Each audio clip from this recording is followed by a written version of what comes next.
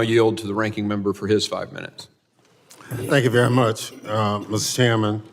The Department of Homeland Security has been the top target on the Donald Trump's revenge tour, and you, Madam Secretary, are the chief accomplice. The Trump administration is hell-bent on destroying the Department of Homeland Security, built through bipartisan collaboration over the past 2 decades and evading any accountability for its actions. Let's start with what the administration is doing to FEMA. Madam Secretary, you said that you want to get rid of FEMA, and the administration plan is to shirk its disaster response obligation and leave state and local governments to fend for themselves. Emergency managers across the country are sounding the alarm about the limited ability to respond when disasters strike, but their calls are falling on deaf ears from the White House. What is the administration's plan to respond to catastrophic disasters beyond shifting responsibilities to states and local communities who are already telling you they don't have the ability to respond? Well, Congressman, President Trump has been very clear that he believes that FEMA should be eliminated as it exists today. He believes there's dramatic reforms that need to happen to the agency in order for it to truly serve people in a time of crisis. He wants to empower states and local governments to respond to their people. The federal government would be there for resources, support, much like block grants, but that we need to empower those locally to respond to their people because they know what they need.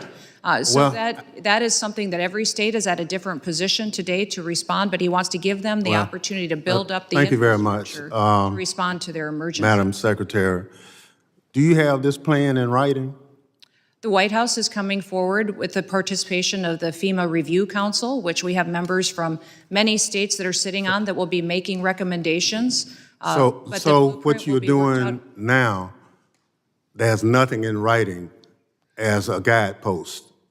Well, sir, you certainly know that there are reform bills here in the House side and in the Senate side of how to address the failures of FEMA from the past. No, but you're the secretary. Those will be considered with the FEMA Review Council recommendations. No, you're the secretary, and you say you're doing all these things. And I'm just asking you, do you have a written plan for what you're doing? There is no formalized final plan for how this goes forward because the input of Congress is critically important. As you know, there are statutory requirements of the agency. Well, I'm glad you recognize, that needs to be Madam Secretary, I'm glad you recognize the statutory requirements. Washington State, Mississippi, and a couple other states already have requests in to you or to the president for disaster declaration, and it's taken an inordinate amount of time, more than normal. I just want to know, is that inordinate amount of time is based on some plan that you have knowledge of? But if it's not in writing, I understand. So you talked about the rule of law. Are you telling the committee that due process for anybody that's picked up in this country should not be followed? Congressman, we have utilized due process as it is laid out in the tools that Congress has given us. We have followed the tools and the processes to which Congress has given us to give due process to people appropriately as it is due. So your testimony to this committee under oath is that everybody that ICE has picked up in this country has been given every opportunity as Section 5 under the Constitution provides.